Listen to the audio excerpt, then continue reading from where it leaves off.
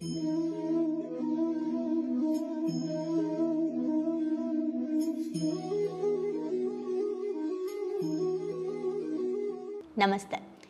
ನೀನು ಸತ್ತರೆ ಅಳುವವರು ಯಾರು ಪುಸ್ತಕದಿಂದ ನಮ್ಮ ಮುಂದಿನ ಚಾಪ್ಟರ್ ಹೋಗೋಕ್ಕೆ ಮುಂಚೆ ಲೈಕ್ ಮಾಡಿ, ಸಬ್ಸ್ಕ್ರೈಬ್ ಮಾಡಿ, ಶೇರ್ ಮಾಡಿ, ಕಮೆಂಟ್ ಮಾಡಿ. ಓಕೆ, ಯಾವ ಚಾಪ್ಟರು? ನಿಮ್ಮ ಮನೋಸ್ಥಿತಿಯನ್ನು ಮೀರಿ. ಚಾಪ್ಟರ್ನ ಹೆಸರೇ ನಿಮ್ಮ ಮನೋಸ್ಥಿತಿಯನ್ನು ಮೀರಿ. ಈಗೇನಿದೆ ನಿಮ್ಮ ಮೆಂಟಲ್ ಸ್ಟೇಟಸ್, ಅದನ್ನು ಮೀರಿ ಅಂತ ಹೇಳ್ತಾ ಇದ್ದಾರೆ. ಹೌದಾ? ಹೇಗೆ ನೋಡೋಣ. ತುಂಬ ಜನ ಅಂದ್ಕೊಂಡಿದ್ದೀವಿ ನಾವು, ಜೀವನ ಅನ್ನೋದು ನಮಗೆ ಊಹೆಗೂ ಸಿಗದೆ ಇರೋದು, ಜೀವನ ಅನ್ನೋದು ನಮ್ಮ ವಿಚಾರಗಳಿಗೆ ಸಿಗದೆ ಇರೋದು, ಜೀವನ ಅನ್ನೋದು ನಮ್ಮ ಹತೋಟಿಗೆ ಸಿಗದೆ ಇರೋದು ಅಂತ ಅಂದ್ಕೊಂಡಿದ್ದೀವಿ. ನಮ್ಮ ಮನಸ್ಸು ತಂತಾನೇ ಎಲ್ಲನೂ ಮಾಡ್ತಾ ಇದೆ ಅಂತ ಅಂದ್ಕೊಂಡಿದ್ದೀವಿ. ಆದರೆ ಈ ಸತ್ಯ ನಾವು ತಿಳ್ಕೊಳ್ಳೇಬೇಕು. ಕೆಲವೊಂದು ಸತ್ಯದಿಂದ ಕೂಡ ದೂರ ಉಳಿದುಬಿಟ್ಟಿದೆ ಅಂತ ಹೇಳ್ತಿದ್ದಾರೆ. ಅಂದರೆ ನಾವು ಅಂದ್ಕೊಂಡಿದ್ದೀವಿ ನಾವು ಹೇಗೆ ಬೇಕು ಹಾಗೆ, ನಮ್ಗೆ ಹೇಗೆ ಬೇಕು ಹಾಗೆ ಬದುಕ್ತಾ ಇದ್ದೀವಿ ಅಂತ. ಬಟ್ ನಾವು ಯಾವುದರಿಂದ ಮಾರ್ಪಾಡಾಗಿದ್ದೀವಿ ಅಂತ ಹೇಳ್ತಾ ಇದ್ದಾರೆ. ನಮ್ಮಿಂದ ಯೋಚನೆಗಳು ಆಗಿಲ್ಲ, ನಮ್ಮಿಂದ ನಮ್ಮ ಜೀವನ ಈ ರೀತಿ ಇಲ್ಲ. ನಮ್ಮ ಯೋಚನೆಗಳಿಂದ ನಾವಾಗಿದ್ದೀವಿ. ನಮ್ಮಿಂದ ಯೋಚನೆಗಳಾಗಿಲ್ಲ, ಯೋಚನೆಗಳಿಂದನೇ ನಾವಾಗಿದ್ದೀವಿ. ನಮ್ಮಿಂದ ನಮ್ಮ ಜೀವನ ಸೃಷ್ಟಿ ಆಗಿಲ್ಲ, ನಮ್ಮ ಯೋಚನೆಗಳಿಂದ ನಮ್ಮ ಜೀವನ ಸೃಷ್ಟಿಯಾಗಿದೆ.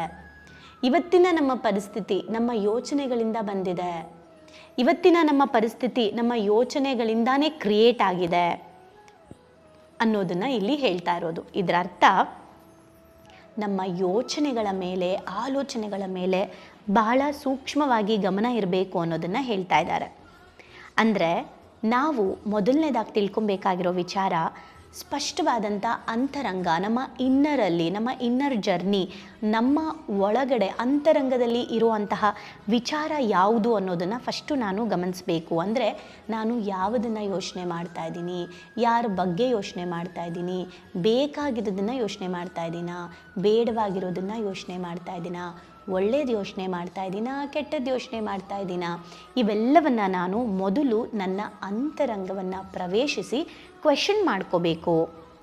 ಅದರಿಂದ ನನ್ನ ಚಿಂತನೆಗಳೇನು ಅನ್ನೋದನ್ನು ತಿಳ್ಕೋಬೇಕು. ನಮ್ಮ ಪ್ರತಿದಿನ ನಾವು ಬದುಕ್ತಾ ಇರುವಂಥ ದಿನವನ್ನು ಜಾಗರೂಕತೆಯಿಂದ ಬದುಕಬೇಕು.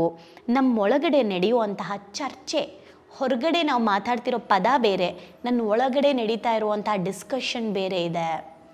ಬೇರೇನೋ ಡಿಸ್ಕಷನ್ ನಡೀತಿದೆ ನನ್ನ ಒಳಗಡೆ, ನನ್ನ ಅಂತರಂಗದಲ್ಲಿ ನಡೀತಿರುವಂತಹ ಚರ್ಚೆಯನ್ನು ನಾನು ಗಮನಿಸಬೇಕು.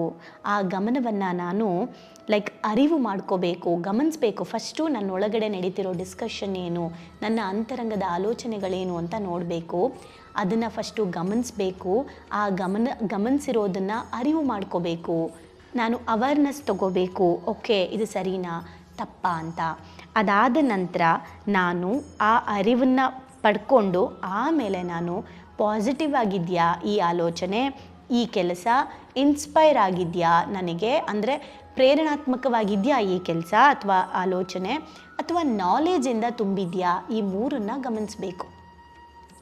ಕೆಲವೊಂದು ಟೈಮ್ ಏನಾಗುತ್ತೆ, ಅದೇನು ಯಾರೂ ಮಾಡ್ದಿರೋ ತಪ್ಪ ಅಂತ ಮಾಡಿಬಿಡ್ತೀವಿ. ಕೆಲವೊಂದು ಟೈಮು ಅದು ತಪ್ಪು ಅಂತ ನಮಗೆ ಅನಿಸೋದೇ ಇಲ್ಲ. ಕೆಲವೊಂದು ಟೈಮು ಅದರಲ್ಲಿ ಏನಿದೆ ಅಂತ ಅನಿಸುತ್ತೆ. ಕೆಲವೊಂದು ಟೈಮು ನನಗಿದು ಖುಷಿ ಕೊಡ್ತಲ್ಲ ಅಂತಲೂ ಅನಿಸುತ್ತೆ.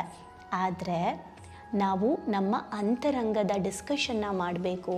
ನಿಜಕ್ಕೂ ನಾನು ಮಾಡ್ತಾ ಇರೋದು ಸರಿನಾ ತಪ್ಪಾ, ಒಳ್ಳೆಯದಾ ಕೆಟ್ಟದಾ ಅಂತ ಇನ್ನರ್ ಡಿಸ್ಕಷನ್ ಮಾಡಬೇಕು.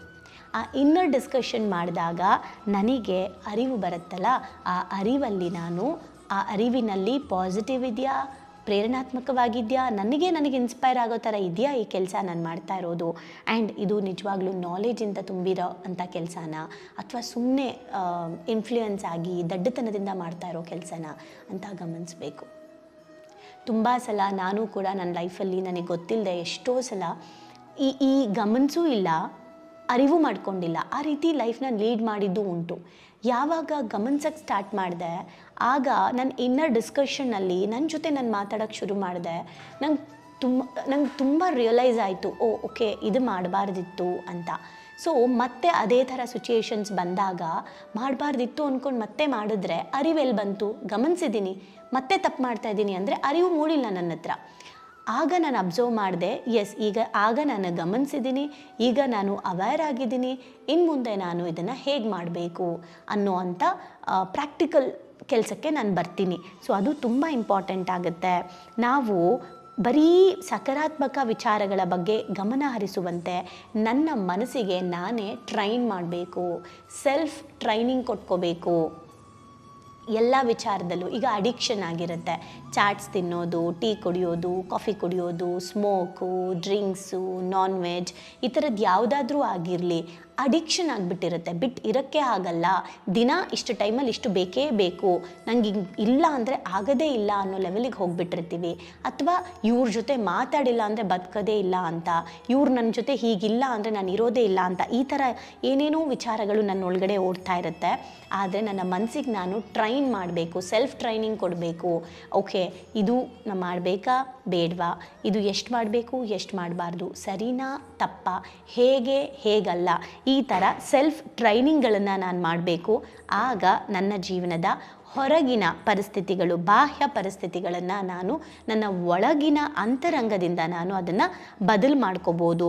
ನಮ್ಮ ಚಿಂತನೆಗಳನ್ನು, ಅಂದರೆ ನಾವು ನಮ್ಮ ಚಿಂತನೆಗಳನ್ನು ಸೃಷ್ಟಿ ಮಾಡಿಲ್ಲ, ನಮ್ಮ ಚಿಂತನೆಗಳೇ ನಮ್ಮನ್ನು ಸೃಷ್ಟಿ ಮಾಡಿದೆ. ನಮ್ಮ ಮನೋಸ್ಥಿತಿಯನ್ನು ಮೀರಿ, ಅಂದರೆ ನಮ್ಮ ಆಲೋಚನೆ ಇಷ್ಟೇ ಅಂತ ಅಂದ್ಕೊಂಡಿದ್ದೀವಿ, ಅದಕ್ಕೂ ಮೀರಿ ಆದಂತಹ ಯೋಚನೆ ಮಾಡುವಂತಹ ಶಕ್ತಿ ನನ್ನೊಳಗಡೆ ಇದೆ. ನನ್ನ ಮನೋಸ್ಥಿತಿಗೂ ಮೀರಿ ಯೋಚನೆ ಮಾಡುವಂತಹ ಶಕ್ತಿ ಸಾಮರ್ಥ್ಯ ಭಗವಂತ ನನಗೆ ಕೊಟ್ಟಿದ್ದಾನೆ. ಆ ಸ್ಥಿತಿಗಳನ್ನು ನಾನು ಸೃಷ್ಟಿ ಮಾಡ್ಕೋಬೇಕು.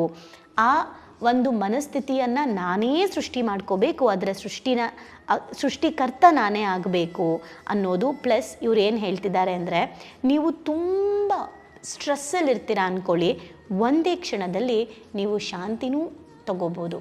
ತುಂಬ ದುಃಖದಲ್ಲಿರ್ತೀರ ಅಂದ್ಕೊಳ್ಳಿ, ನೀವು ಸಂತೋಷವನ್ನು ತಗೋಬೋದು. ನೀವು ತುಂಬ ಟಯರ್ಡ್ ಆಗಿಬಿಟ್ಟಿರ್ತೀರ, ದಣಿವು ಆಗಿಬಿಟ್ಟಿರುತ್ತೆ ಅಂದ್ಕೊಳ್ಳಿ, ನೀವು ತುಂಬ ಉತ್ಸಾಹದಿಂದ ಇರ್ಬೋದು. ವಿತಿನ್ ಅ ಸೆಕೆಂಡ್ ನೀವು ಅಲ್ಲಿಂದ ಇಲ್ಲಿಗೆ ಶಿಫ್ಟ್ ಆಗುವಂತಹ ಮನೋಸ್ಥಿತಿ ನಿಮ್ಮಲ್ಲಿ ಮೀರಬೇಕು. ಮನೋಸ್ಥಿತಿ ಮೀರಿ ನಾವು ಆಲೋಚನೆ ಮಾಡಬೇಕು. ವಿತಿನ್ ಎ ಸೆಕೆಂಡಲ್ಲಿ ನಮ್ಮ ಫ್ರೀಕ್ವೆನ್ಸಿ, ನಮ್ಮ ಎನರ್ಜಿನ ಚೇಂಜ್ ಮಾಡ್ಕೋಬೋದು ಅನ್ನೋದನ್ನು ಹೇಳ್ತಿದ್ದಾರೆ. ಅಂದರೆ ಪರಿಸ್ಥಿತಿಯನ್ನು ಮನಸ್ಥಿತಿಯಿಂದ ಸರಿ ಮಾಡ್ಬೋದು ಅಷ್ಟೇ. ಸೊ ಇವತ್ತು ನಮಗೆ ಹಣಕಾಸಿನ ಕಮಿಟ್ಮೆಂಟ್ಸ್ ಆಗಿರ್ಬೋದು, ಅಥವಾ ಜನಗಳಲ್ಲಿ ಸಂಬಂಧಗಳ ಒಂದು ಕಮಿಟ್ಮೆಂಟ್ಸ್ ಆಗಿರ್ಬೋದು, ಏನೇ ಇರಲಿ, ಬಟ್ ಸ್ಟಿಲ್ ನಮ್ಮ ಮನೋಸ್ಥಿತಿಗೆ ಮೀರಿರೋ ಅಂಥದ್ದು ಯಾವುದೂ ಆಗಿರಲ್ಲ.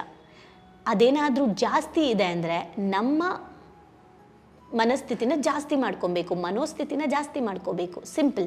ಸೊ ಈಗ ನಾನು ಸೆಲ್ಫ್ ಟ್ರೈನಿಂಗ್ ಮಾಡಬೇಕು. ನನ್ನ ಆಲೋಚನೆ ಲೆವೆಲ್ ನಾನು ನೆಕ್ಸ್ಟ್ ಲೆವೆಲ್ಗೆ ಯೋಚನೆ ಮಾಡಬೇಕು. ನನಗೆ ಈಗೇನು ಬಂದಿದೆ, ದುಃಖನ ಹ್ಯಾಪಿಯಾಗಿ ಕನ್ವರ್ಟ್ ಮಾಡ್ಕೊಳ್ಳೋದು, ಸ್ಟ್ರೆಸ್ನ ಪೀಸ್ ಆಗಿ ಕನ್ವರ್ಟ್ ಮಾಡ್ಕೊಳ್ಳೋದು, ಇದು ನನಗೆ ಗೊತ್ತಿರೋ ಅಷ್ಟು ಚೆನ್ನಾಗಿ ನಾನು ಟ್ರೈನ್ ಆಗಬೇಕು ಅನ್ನೋದನ್ನು ಹೇಳ್ತಾ ಇದ್ದಾರೆ. ಸೊ ನಾವೆಲ್ಲರೂ ಇವತ್ತಿಂದ ಆದಷ್ಟು ನಮ್ಮ ಸೆಲ್ಫ್ ಟ್ರೈನಿಂಗ್ಗಳನ್ನು ನಾವೇ ಸೆಲ್ಫ್ ಟ್ರೈನ್ ಮಾಡ್ಕೊಳ್ಳೋಣ. ಯಾವ್ಯಾವ ವಿಚಾರಗಳಲ್ಲಿ ನಾವು ಇಂಪ್ರೂವ್ ಆಗಬೇಕು, ಯಾವುದ್ರಲ್ಲಿ ಇಂಪ್ರೂವ್ ಆಗೋದ್ರಿಂದ ನಮ್ಮ ಜೀವನ ಎಷ್ಟು ಅದ್ಭುತವಾಗಿರುತ್ತೆ ಅನ್ನೋದನ್ನು ನಾವೇ ಹುಡುಕೊಂಡು, ಗಮನಿಸ್ಕೊಂಡು, ಅವೇರ್ನೆಸ್ನ ತಗೊಂಡು ನಾವೇ ಅಪ್ಡೇಟ್ ಆಗಬೇಕು ಆ್ಯಂಡ್ ನಾವೇ ಅದಕ್ಕೆ ವರ್ಕ್ ಮಾಡಬೇಕು. ಸೊ ಎಲ್ಲರೂ ನಮ್ಮ ಮನೋಸ್ಥಿತಿಗಳನ್ನು ಮೀರಿ ನಮ್ಮ ಜೀವನನ ನಡೆಸೋಣ. Thank you.